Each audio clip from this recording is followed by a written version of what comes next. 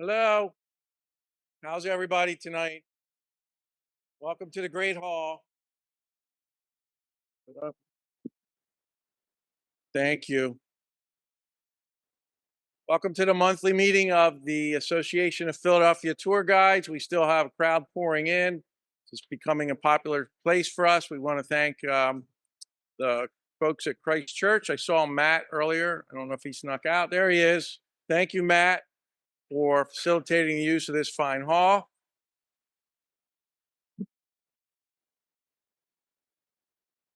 Steven's here. We all heard Steven make an entrance.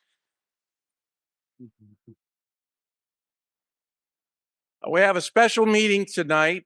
Dr. Kelli Racine Barnes will be speaking to us in a few moments, but before she does that, we have a representative from the IVC, the Visitor Center, Sam Warner, and he's given us some gifts. I'm wearing mine. Looks very trendy, doesn't it? I'm sure you guys are going to want to grab all these you can afterwards. So, Sam, the microphone's yours.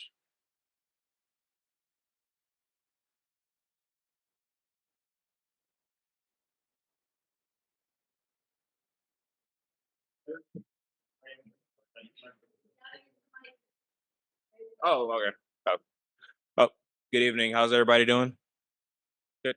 Good. All right. For those, I feel like I know a good amount of you. For those that do not know me, my name is Samuel Warner. I'm from the Philadelphia Visitor Center Corporation. I work with the same company as Tomar. I know a lot of your tours either leave from the visitor center or come through the visitor center. So you probably have seen me. If not, it's nice to meet and virtually meet most of you. So at the Philadelphia Visitor Center, we have almost 100 different tours, attractions, and special events all throughout the year. All right, I'm good. Okay. So we are open 364 days throughout the year. The only day we are closed is Christmas Day. We used to be closed Christmas and Thanksgiving, but now we are open on Thanksgiving Day. We operate now 9 to 6. Before it was 9 to 5 and only 6 in the summertime, but now we are 9 to 6 all throughout the year. We have 4 different visitor centers throughout Philadelphia. Our main visitor center is at the Independence Visitor Center at 6th and Market. Most of you are familiar with. Our other visitor center is at City Hall, the City Hall Visitor Center, the Love Park Visitor Center. Those two run by our very own Tomar Jackson in the back. And our newest Parkway, wow, that was loud. And our our newest Parkway Visitor Center, which is right next to the Rocky statue and the Philadelphia Museum of Art. The Philadelphia Visitor Center runs the Philly Flash. For those of you not familiar with the Flash, it's a seasonal bus operation that runs from mid spring until the end of December, December 30th. Right now, we're in our weekend service starting Memorial Day weekend. We'll start running daily service every day until Labor Day, and then we'll rotate back to our weekend service after Labor Day. I bought some gifts. I do have flash lanyards for those in attendance, and if you would like one and did not receive one, anyone that's either here or virtual, please, I'm going to leave some of my cards. Please email me, and then I could bring you some right to the Philadelphia Visitor. You can pick them up right at the Visitor Center, or I can meet you at City Hall, whichever is easier for you. Also, we just launched our new Fan Ambassador program. Some of you may have heard of it. If you have not, the Fan Ambassador program is a program that gets locals and even visitors from out of town excited for Philly. So if you're someone that is either a Philly local or if you're out of town and you love to visit Philly or you come into the city often, you're already a Fan Ambassador. It's completely free and easy to sign up. All you do is scan the QR code. You actually have one of our cheer cards. You're ahead of me. You have one of the cheer cards on the table, or you can go to fanbassador.com. You sign a pledge that you'll promote the city of Philadelphia ahead of 2026 and even beyond that to get others excited for Philadelphia to be in the city because we got a lot coming up within the next year with 2026 coming up. We have the we have the World Cup, we got the MLB All-Star Game, PGA tournament, 250th anniversary of the signing of the Declaration of Independence. So there is a lot up. We do have some fan ambassador pins and buttons, big and small. I will leave them on the table in the front. And if once again, if you did not get a chance to receive one, please just I'll leave my cards on the table. Please email or call me, and I'll make sure you get one. Um, I know I gave a lot of information. Does anyone in person or virtual have any questions for me at all? One at a time, please. Okay. All right. Well, that is all that I have for you. Once again, I'll leave my information on on the table if anyone wants to reach out. I know I'll see most of you throughout. Yes, sir.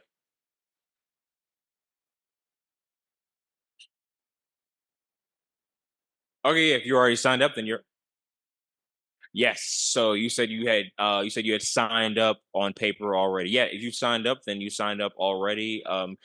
So yeah, make sure you get a button if you did not. But if you want like if you want a t-shirt or foam finger and you didn't get one, email me or call me and I'll make sure you get one and everything.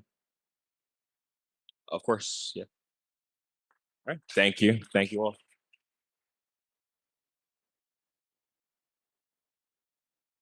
Thank you, Sam, and all the good folks at the IVC. We also want to welcome our Zoom audience, and we appreciate the work of Jen um, and Todd, who handle all the sound for us. It's very challenging. They come here way ahead of time and stay late, so let's appreciate their work too.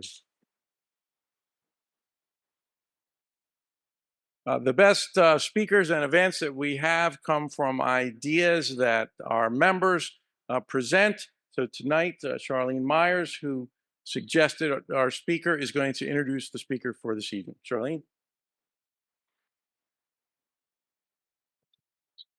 Thank you, Mike. Hi, everybody. So one day last fall, I was at a meeting with some park rangers at Independence Park, and I met someone I had not met before, Kelli Barnes, who's here with us this evening, who was sharing with us this terrific project that she has been doing involving digitizing sources related to Black history within the footprint of Independence National Park. And the first thing I thought was, tour guides need to know about this great resource. So I'm so glad that she has joined us this evening. So Kelli is a scholar with wide-ranging interests in 18th and 19th century US history, Black American girlhood, transatlantic material culture, interpretive planning and exhibit design. She also has a background in historic preservation. She earned her PhD in history and a graduate certificate in museum studies from the University of Delaware. And there she was an African American Public Humanities Fellow. And she'll be telling you about some of the really fascinating work that she and others have done in Delaware with Black digital humanities. Her dissertation, which she's in process of turning into a book, so future book club selection. Where's our book club director? Quotidian Resistance, Black Girls, Their Girlhood Embroideries, and the History of Education in Northeastern United States, 1789 to 1852. So this is all about the lived experiences of Black girls during the early formation of the nation, which is going to be fascinating to read. So I'm really delighted that she's with us tonight, and I introduce to you Dr. Kelli Barnes.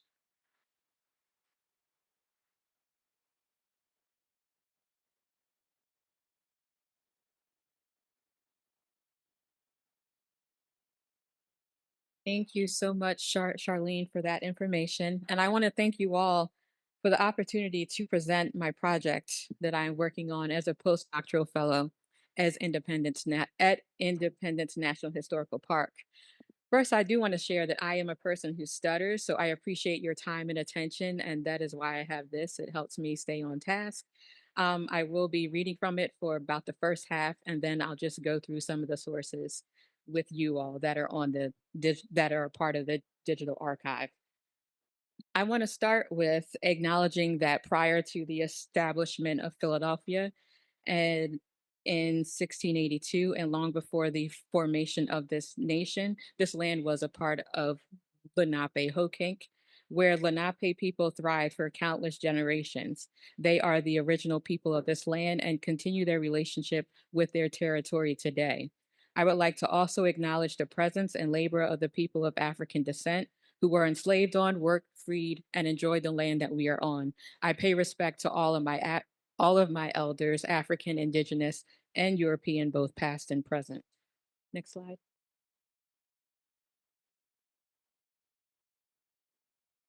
Next slide.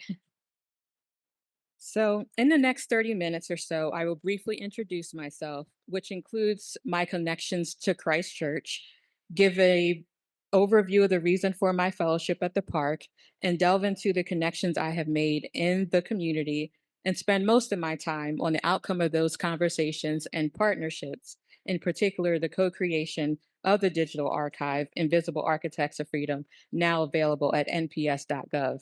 Next slide. In this collage of photos, it tells many different parts of my story. I cannot delve into it all, even though I wish I could, but I will say that I am the child of Heather Stewart and Beverly David Coles. I have two younger brothers and a multitude of aunts, uncles, and cousins of various degrees, kin and fictive. And I will say that here in the center is my mom, my father, me, and my little brothers. Next to them on your right is my grandmother Coles. Above her is my grandfather Coles in his gray suit with a red tie, and some of his siblings. And I'll go into the rest in a minute. And because of this, I will say I love genealogy. I will not bore you with too many details, but I have learned that I am a seventh generation Philadelphian on my mother's side of the family. And it is represented here by my third great grandfather, John Henry Murray, in his Prince Hall Masons uniform. He was a chaplain for the Prince Hall Masons, from my understanding, as well as a U.S. colored troop. He was stationed at Camp William Penn right outside of Philadelphia. He was sent down to Richmond, where he mustered out in 1865. He is also present in the 1838 census under his father, my fourth great grandfather, John Henry, who was a waiter, and my fourth great grandmother, Eliza, was a day worker. They were a free African American family in Philadelphia in the early 1800s, and therefore part of that growing population of free African Americans due to the passage of the gradual abolition law. Prior to them, unfortunately, my ancestors are so far unidentified, African, Indigenous, and European, but the search continues to find them. And on my father's side, there's a Coles family. We have traced them back 6 generations to enslaved ancestors at the Woodville plantation in Albemarle County, Virginia, owned by third and fourth generation Irish American farmers, father and son both named Walter Coles. They were the cousins of First Lady Dolly Madison. Edward Coles was a secretary to President James Madison, and his son Edward Coles Jr., if you have been downstairs at Christ Church, was a lawyer and a vestryman here at Christ Church, and he has a plaque in the church itself. So that's my first, but not my only connection to Christ Church.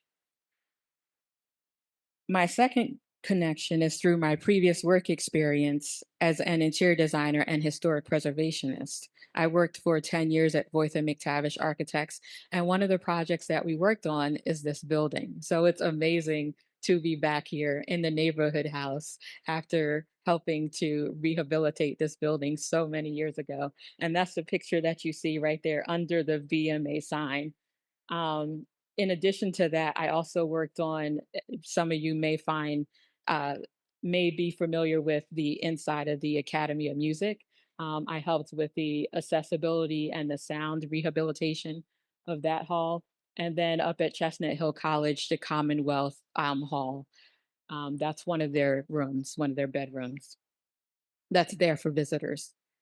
So in the midst of all this, my childhood, school, and early work life, I noticed a lack of interpretation and representation in scholarship in the built environment, like historic sites and museums, around the presence and lives of Black, Indigenous, Asian, Mexican, and Caribbean people, people like my own family and friends here in Philadelphia and where I was born in New York.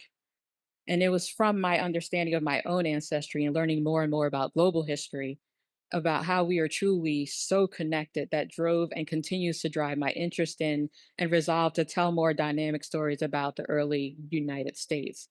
Therefore, in 2016, I decided to return to school for my master's and PhD in history. There's my, oh, you can barely see it, but my dissertation defense screenshot is right there. Um, um, and I decided to focus on US history, African American social and cultural history, and the use of material culture, meaning objects and the built environment to tell those stories. Next slide. So today, I am one of 31 Mellon postdoctoral fellows that were partnered until April 30th with national parks across the country working on various projects in preparation for the 250th commemoration.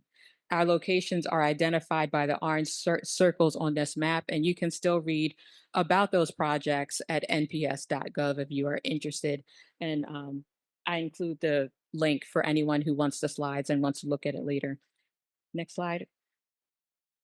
My fellowship at Independence National Historical Park was expected to focus on the impact and legacies of people of African descent and their nation building during the revolutionary and early national periods. This work was expected to be performed through primary source place-based research, community building, staff training, and innovative interpretive approaches for programming. When I began the fellowship, I researched and I watched and I listened to how the park was being interpreted, was interpreting the presence of Black Americans on the site and in the city. I also met with community members, museum professionals, and indie partners to better understand what stories were being told, to discern what we could do differently at Indy at the park that included the Black American experience on the land of the park and in the surrounding community during the formation of the nation. And my goal was to add to the perspectives we currently have about what life was like for those diverse groups that experienced and were present. Some of those people, as I've mentioned, included my own ancestors. So it was and remains very personal for me. Next slide. One of the first partners I was introduced to was Ishmael Jimenez, the social studies curriculum director of the School District of Philadelphia. He was a mentee and alum of the Philadelphia Writing Group, a program out of the University of Pennsylvania's Graduate School of Education. Next slide. They have been a longtime partner of the park to help teachers to, for example, consider how texts such as historical primary sources can support interdisciplinary learning, challenge assumptions about a single story, and connect to contemporary issues and civic conversations. And from these meetings with Ishmael and Dr. Diane Woff of the writing group, I then started to meet teachers such as Robbie Marston, a 10th grade African American history teachers that have helped me develop my project into what it is today. And in full disclosure, I am also a school district alum. I went to the McCall School, which is right near here at 6 and Delancey Streets. And I went to the Philadelphia High School for Girls, 242, at Broad and Olney in North Philadelphia. Next slide. So Ishmael and I had our initial conversations in November of 2023. My research goals aligned with his curriculum development project, Invisible Architects, which focused on developing a curriculum about the history of Philadelphia's early Black communities in preparation for the School District Black History Summit in 2026. Next slide.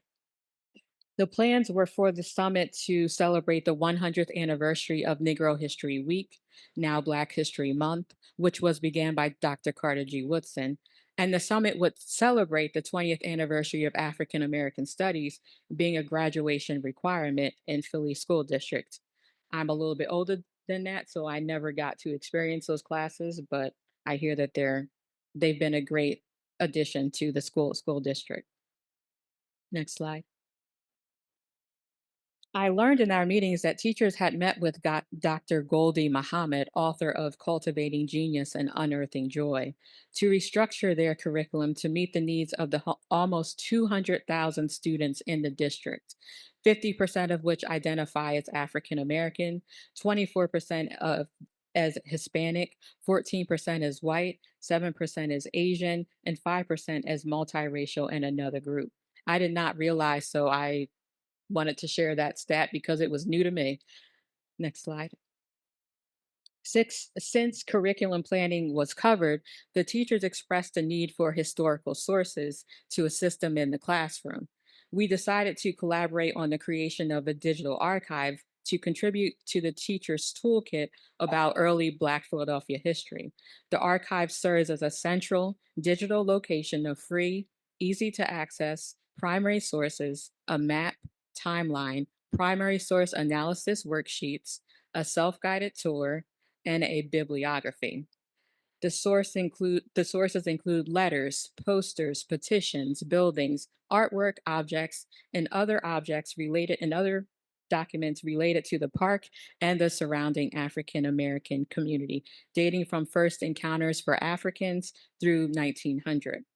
And today, with the collaboration efforts of several teachers, one high school student intern, and several indie park rangers, we have created over 30 sources. And it is the goal for us to create at least 50 sources by the end of my fellowship in August. You're good.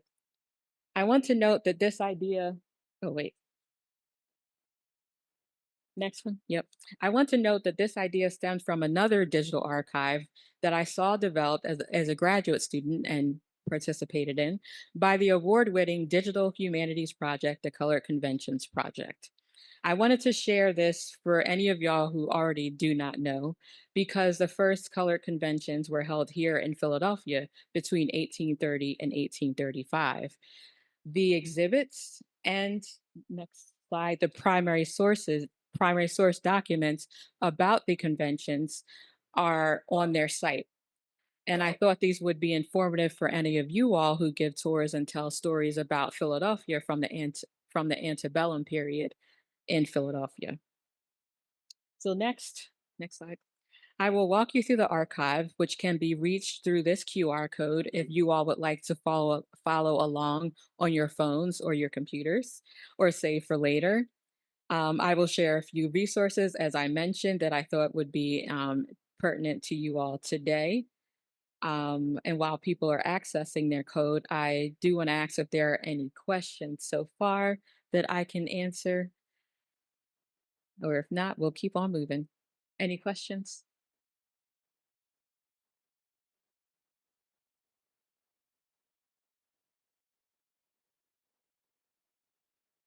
Ah, go ahead.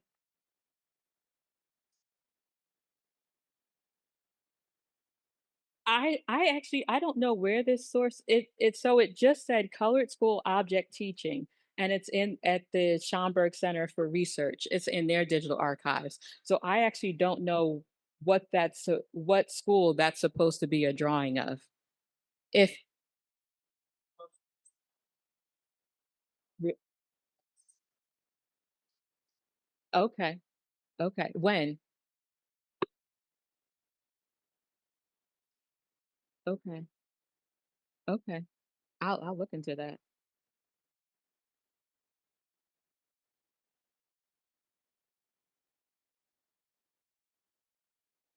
Any more questions? Okay. So when you go to Independence website, you can go down to the bottom of their front page and you'll be able to click and it will take you to the Invisible Architects of Freedom digital archive. This is what the top of the page looks like. Next slide. Oh, and you can also find it by going through their Learn About the Park History and Culture tab as well. Everything on under the digital archive has been grouped into the 6 categories, as I mentioned: primary sources, maps, timeline, primary source analysis, worksheets, self-guided tour, and bibliography. Next. First, I will go through the one map we have so far. I was hoping to do another one, but time is running out. So next slide. It is a map of the Black community on the land of the park and in the community around the 1770s and 1780s. When I started, the park rangers especially were interested in knowing more about who the signers of any of the declaration articles, any of them, who they may have brought with them to Philadelphia and where they stayed. So this was a start at trying to figure that out, along with any other information that was found during their archaeological digs for the National Constitution Center. So next slide. each dot represents a person. Some of them are kind of grouped together because of the Zoom. But if you hover over a dot, you'll see a person's name. When you click on the dot, then you'll have a pop-up box that shows with a person's name, their occupation, date of residence, historic address, current address, and then a biography about them. And if there are any links to reputable institutions, the Historical Society, college or university, the Library of Congress, I found Montpelier for this person, for William Billy Gardner. I try to link out to that as well within the biography section. But for this is William Billy Gardner. He was an enslaved body servant to James Madison. He came with James Madison and was living here at 5th and Market Street in Mrs. Housing's boarding house from 1780 to 1783. James Madison decided that he did not want to take Billy back to William Gardner back to Virginia with him because he thought if he took William Gardner back, that he would spread the ideas of freedom and liberty and all the other wonderful ideas that we all should agree with to the enslaved people at Montpelier. So he decided to leave Billy here, and I believe he sold him, or at least he sold his indenture. And it seems like from the research I have done so far, William Gardner continued to work at Mrs. House's boarding house after 1783 until he was able to be freed, and he became a merchant agent, shipping agent, and then a merchant seaman. So that's all there in the biography. Next slide. And I try to do that for each person that's listed. Next is the timeline. And this is, next slide, from 1600 through 1899, pretty much listed all out. If you want to go to a certain century, there is a drop down menu. And if not, you can just scroll through. What I've tried to do, as I mentioned here, anything in bold is related to events that happen within the Black American community. Anything in italicized font is related to laws, statutes, anything like that. Anything in plain font is related to what was going on across the nation and across the world. So next. So for instance, this is the beginning of the 1700 to 1799 timeline. And again, I try to link out to any other links that may be pertinent to the information that I am sharing. And as you can see from the top one from 1711, I did look at the Christ Church records, and they have 1711 where Anne Squash, was the daughter of Squash, a Negro man, was the first recorded baptism of a person of African descent at Christ Church.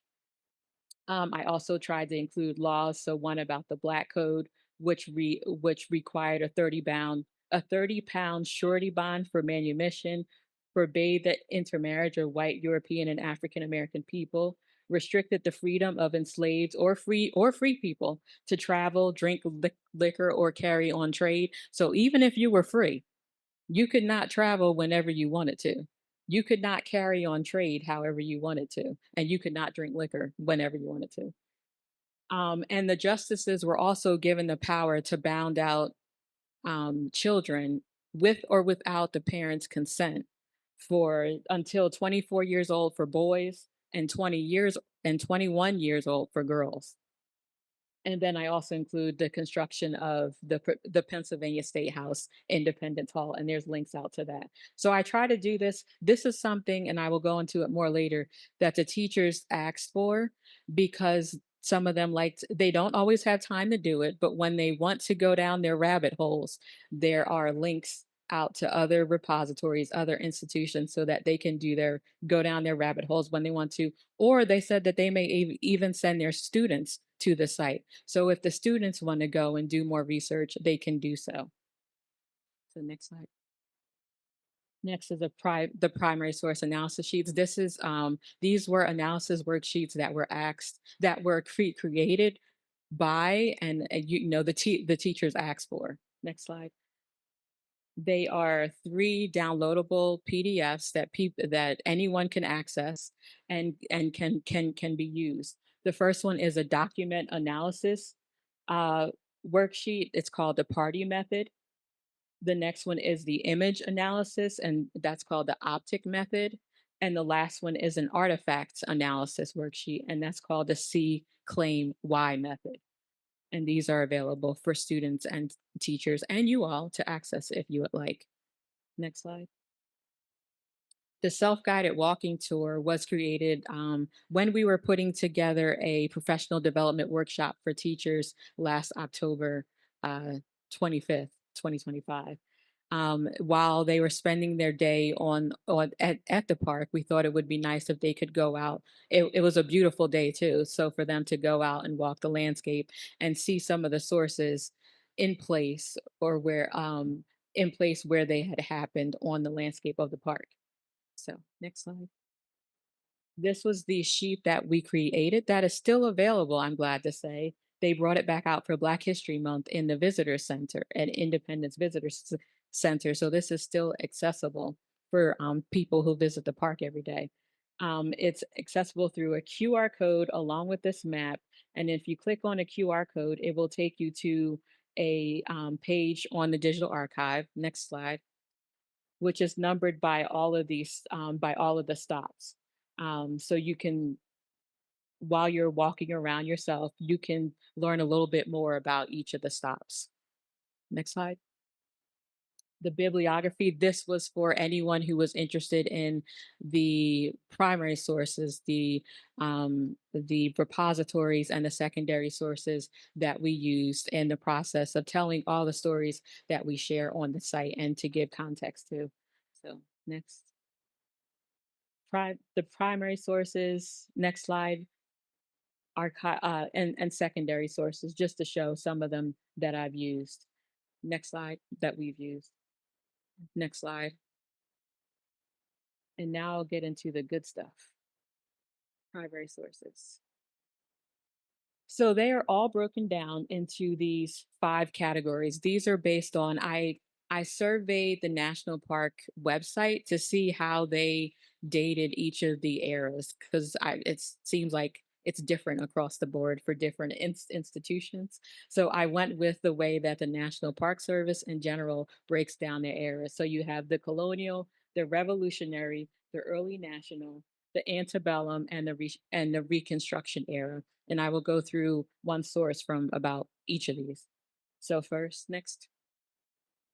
Under each era, we have the primary sources broken down into people, places, events, and then if you just want to look at all of the primary sources, you just want to browse, you can also just go to all. So next slide. I'll go through all. Next one. Here's a listing. So when you go to any of the categories, you'll see a listing of the sources underneath people, places, events, or just all. So I'll go to the James Claypool 1683 letter. At the top, when you click on a primary source, it will be listed as an article with a bold title. Then underneath it will be a full-size image. Next slide. A full-size image of the first page of the document, in addition to a caption and the description that I'll get into next. The teachers wanted to make sure, especially for something like this, where it hasn't been digitized. This is at the Historical Society of Philadelphia, that we can at least have the full-size image. With other sources, if it has been digitized, you can click on the image, and I also include a link below where you can link out to the actual repository to see the source and go down the rabbit holes that you want to. So next slide. So for instance, for each source, we include the title, the date, the location, the type of object that it is. So this was a letter book, and the repository that it's in. And then we try to keep it to 5 sentences telling you exactly what this is and why it is important. This is something that the teachers ask for so they can go through this quickly when they're looking for something or when they have their students come to the site looking for something, and then they can go down whatever rabbit holes they want to continue to do that research. So this tells you very briefly what it is. The next slide. If there are additional pages, we also include those with brief descriptions on what you will find on each page. The next slide. And a transcript, because as many of you all know, we do not, I love cursive, learn how to write cursive, that's showing my age again. But everyone does not know how to do so. So we try to include a transcript breaking down what every page said for the teachers or students who or anyone else who may come to the site. And next slide. And I want to share this because this was a group of letters in a letter book. I read through about 10 of them and started transcribing them. And I just found them really fascinating because James Claypool was a merchant in London, best friend to William Penn, was very fond of his idea. So he decided to buy 5,000 acres in Pennsylvania and to move his family here. He had 8 children. Some of them were grown. So I believe like only 5 or 6 came with him. But, and he had a brother, Edward Claypool, who had moved to Barbados, married, and was managing, I read, a sugar plantation. James decided before he would bring his family here, he wanted to have his land cultivated and his house built. And to do so, he would need enslaved laborers along with one of his indentured servants and other people who he had hired to come from England. So over the course of 10 letters, he asked for 2 men to come, 2 enslaved laborers to be sent from Barbados. Then he asked for 2 men, a boy and a girl. Then he learns that it's not good for a man to come alone. So he asks for a man, a woman, a boy, and a girl. And then here, by this time in 1683, his family has arrived. He has his home built. His land has started to be cultivated, but he still feels like he needs this man, woman, boy, and a girl. And if not, at least a boy between the ages of 12 and 20 years old. And in addition, he asks for rum and molasses and ginger and all these other things within the same lines.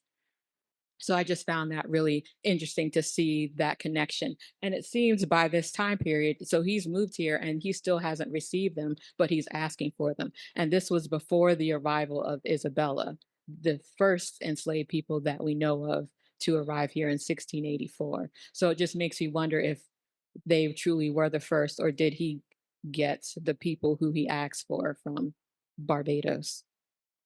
Next slide. This next source is another one of my favorites, and I may do like an article on this one day. It's the Freedom Seeking ad for Bet, October 5th, 1776. Again, this is the top portion of it. Next slide. This is the full ad for Bet. Bet had arrived in Philadelphia with Thomas Stone, who was a signer from Maryland. And Thomas Stone was ready to go back home to Maryland in October of 1776. And Bet decided she was not going to go with him. So she sought her freedom. And between Thomas Stone and Michael Clark, between October and I believe end of November, early December, they put at least 12 ads in the newspapers looking for Bet. And there are 2 different versions, with the second one having a little bit more detail about what Bet took away with her. And what's interesting that another scholar has noted is that he does not say that she stole these clothing, as other people have said about freedom seekers who have left with a lot of clothes. So we believe these were her clothes, and these were not, you know, the average clothes that an enslaved person would take away with them. So if you read here, they give a description of what Bet looked like, what she had on, and then the several outfits that she took away with her. And I would love to really dive into this and imagine what these outfits look like, and like, yeah, what she may have looked like. And in addition, initially they talk about that they believe she was hidden here in the city, and later in the ads they believe that she had moved on to New Jersey and was with soldiers, which I also find interesting.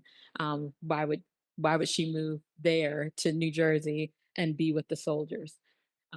So this is Bet's ad. Next slide. Again, there's a description of her, a description of the source with links out to another article on Bet and to Thomas Stone, who also has a historic site down in Maryland that's managed by the National Park Service. Next. The next one, the last one, is from the antebellum era, and this is Reverend William Jackson's involvement in the fugitive slave hearings. Yes. We Yeah, there was a question about whether or not she stayed free, whether she kept. We do not know. The record goes cold after that. So we are not sure if she maintained her freedom or whether she was found and taken back to Thomas Stone in Maryland. That remains a mystery. This last source is of Reverend William Jackson and his involvement with the fugitive slave hearings that happened on the second floor of Independence Hall. And this is one of the ones that the park rangers like to tell, well, have learned about and are beginning to tell, because they do talk about the fugitive slave hearings when they have tours on the second floor of Independence Hall. So next slide. This gives a description of Reverend William Jackson's involvement. Basically, he was a pastor at Oak Street Baptist Church, which is now Monumental Baptist Church here in Philadelphia. And one of his parishioners, William Taylor, for some reason, we don't know why, he was detained and taken to Independence Hall to the second floor to stand trial as a fugitive slave, even though he wasn't. Reverend William Jackson learned about his detainment. So him, along with other uh, parishioners of his church, went to Independence Hall, went upstairs to the second floor, somehow gained access to William Taylor, dressed him in women's clothes, took him out of Independence Hall, took him to the Delaware River, put him on a boat, and the next thing we know, Reverend William Jackson receives a letter about William Taylor having made it to Canada. He made it to freedom, and that's where he stayed. This all started because of Reverend William Jackson and is a story that's told at Independence Hall. And again, we give a brief description about that and why it's important. Next slide. And that's it. Yes.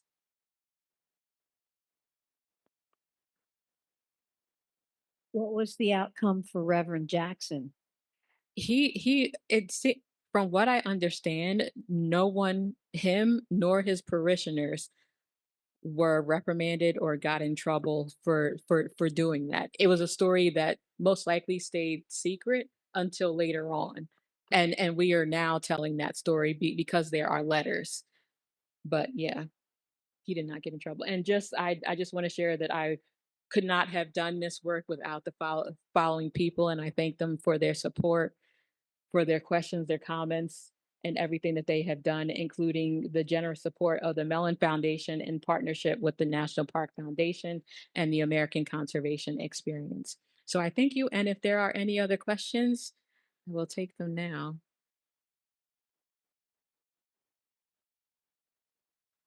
Thank you.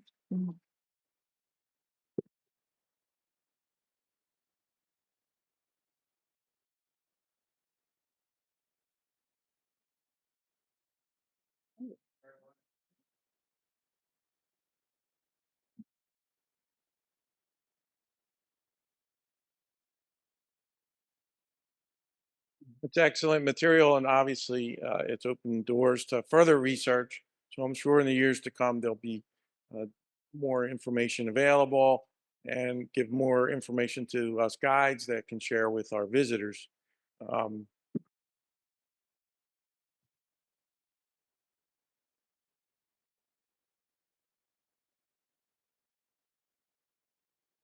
Would appreciate you all's expertise and you all's knowledge about what people are asking for when you give tours on a regular basis. So if there's any questions or any sources that you may come across in the future, please let me know. Please reach out and I'd be glad to help. It's good to see people's names. I know the first president's house, the names of the people that were enslaved there are easy for us to remember and dig further and focus on. So the more names we have to coincide with your stories, like the gentleman from James Madison's story, is important for us. So thank you for doing the work. We appreciate it. You and the Park Service. You're welcome back anytime as our guest.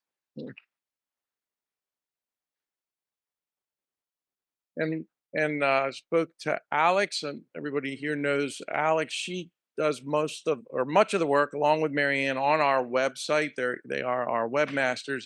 And late last year, Alex created a reference page, and in our weekly newsletter, you all have the link to that page as well as a password. It's a members only reference page, and she's going to put your web page on our reference page. When our revised handbook is done, which should be this summer, that reference material will become part of the handbook for tour guides to be using henceforth, especially the electronic version. So thank everyone. Thank you to Charlene for recommending this speaker. If you look at our APT newsletter, it is chock full of information. It's very long. There's a link at the bottom that says something like to view the entire thing, click here. It's easy to save as a PDF, but it has gotten a lot of attention. The good folks here at Christ Church have commented on that newsletter. It's getting out. People are seeing it and noticing it. People are writing to us, to Marianne and Alex, to put more information. Is there anybody else that works on the newsletter? I don't want to leave anybody out. I'm giving Marianne and Alex all the credit for that excellent work. It's really a series of newsletters. I have some information from this week's. There's shadowing opportunities. There's 8 different people or companies have welcomed you to join them. You can find out all the details in our newsletter. So that is 8 different tours, and they're offered a variety of times, either at rather low, discounted, or no cost. And we appreciate all of our corporate members and individuals that have offered a shadowing opportunity, really for any of our members. Tours by Foot is on here. We all know that is Jen's company, and she's been very proactive in shadowing, whether we've done this formally or informally. And there's just much to learn every time you go out and work in a collaborative way with other tour guides. We also have many events coming up. I printed out a few. We have a special Monday night program, Monday, May 19th at 7 p.m. It's Zoom only, and it is by our very own Jim Murphy. How William Penn turned a howling wilderness into America's fastest growing city. If you haven't heard that material from him in a while, or if you've never heard it, you'll want to tune in on Monday, May 19th, 7 p.m. The link is in the latest. Then the very next day, Jim is very busy at 10 a.m., so he's working night and day on your behalf. There's another in the monthly series of tour guide coffee break at the back of the IVC. And how has that been going, Jim? Is that well attended and popular? You can just shout, I'll repeat it.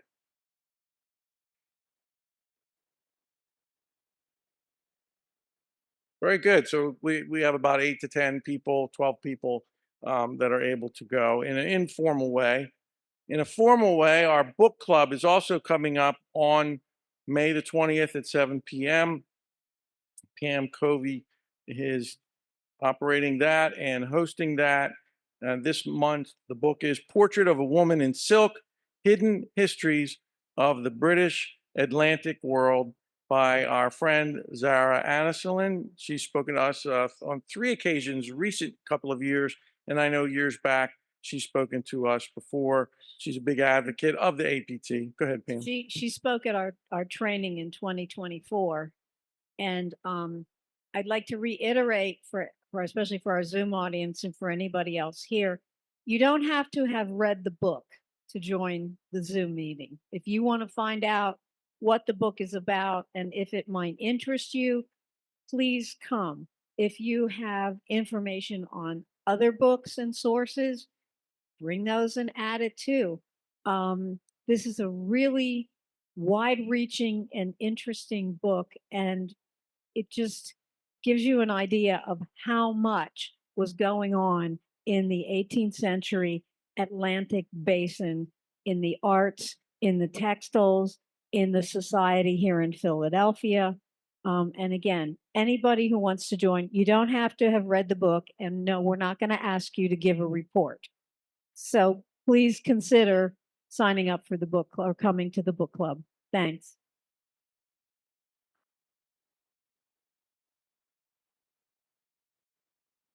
I have a question for Dr. Barnes via Zoom. Does she regard anyone else as a Black founder from the Revolutionary era other than Richard Allen, Absalom Jones, John Gloucester, James Forten, or Cyrus Bustill? Anybody else that you would regard? Maybe an additional name to that list?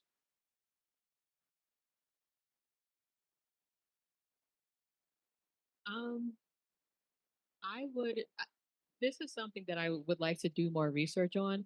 I would regard any African American person of the founding era, man or woman or even child, in that category, because they were all coming here to build, to rebuild to help assist in the formation of this nation.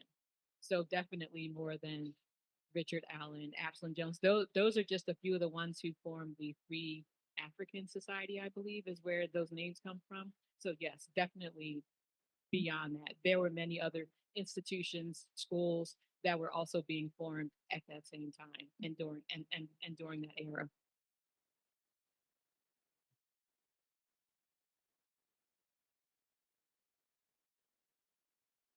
We're getting a tour, a gallery tour of the exhibit Revolution at Penn on Friday, June 6th at 10 a.m. There is no cost. You do need to register to go. Just let me know you want to be there. The email, vicepresident@phillyguides.org, is on the newsletter.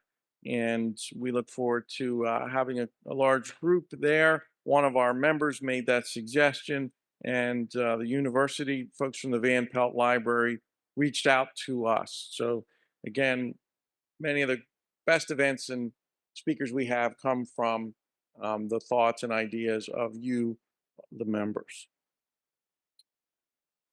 The certification exam is coming up on June 14th at 9 a.m. at Philly Gourmet Steaks, 114 Market Street. If you haven't already taken the exam and you want to do so, you'll need to follow the instructions here that Mary Ann has for you. And we have a field trip planned to go to Delaware on July 10th, beginning at 10 a.m. I'm coordinating the carpooling for that, and I'll be a part of the group. Annie is the one putting all of this together for us. As you know, she lives there in Wilmington. We're going to see Hagley Museum, which is the DuPont's museum. We're also going to spend time at the Hotel DuPont for a meal and take a stroll on Market Street in Wilmington. So anyone that wants to go, whether you have a way of getting there or not, we'll find a way of carpooling. Just let me know again by email, vicepresident@phillyguides.org, that you'd like to go. We have many corporate members, almost 40 now. And just a few years ago, we had just a few corporate members. This is the second consecutive year that the corporate members have been numbering in the 30s and almost 40, 39 last count. And that includes many nonprofits that have also become a part of our organization.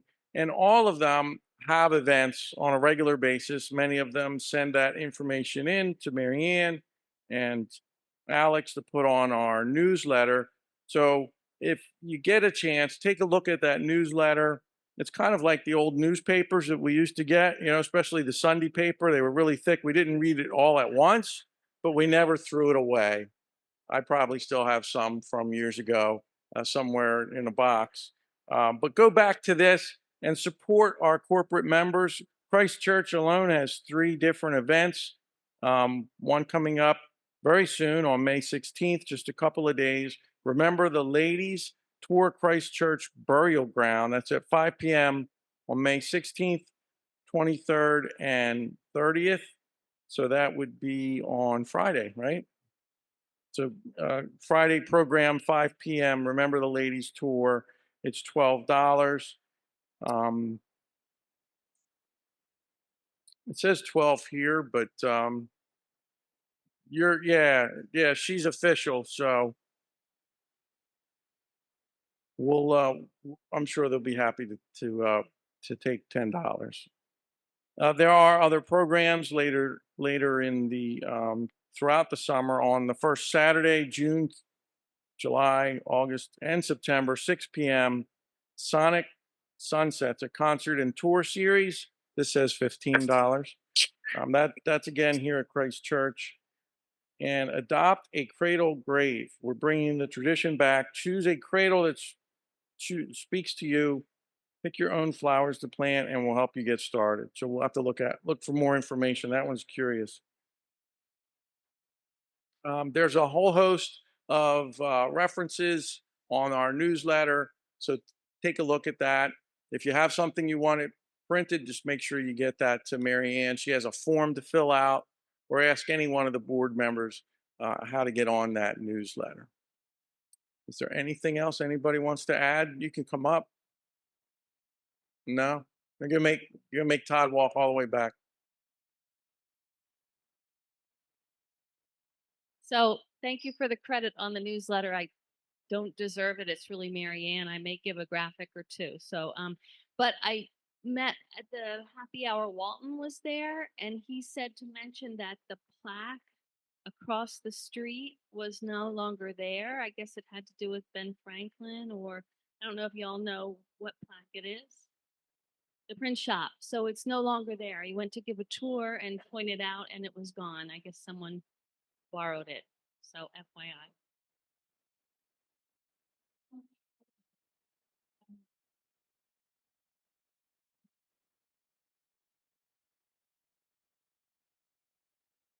Sure that they didn't take it. I think I emailed that back to him that it may be taken, but I'm not sure. They were doing construction when it came down. Are you talking about the plaque that was on the SEPTA bus stop right here, Second and Market? It was kind of almost illegible, where Franklin's first print shop was located. Yeah, that was the first print shop. And William the Coleman was his neighbor. He contributed money for Franklin to use to buy equipment there. William Coleman, as you know, is one of the occupants from Woodford Mansion. Did I get that right? Didn't you write an article for Hidden City about that, Kessler? Is William Coleman? Yes.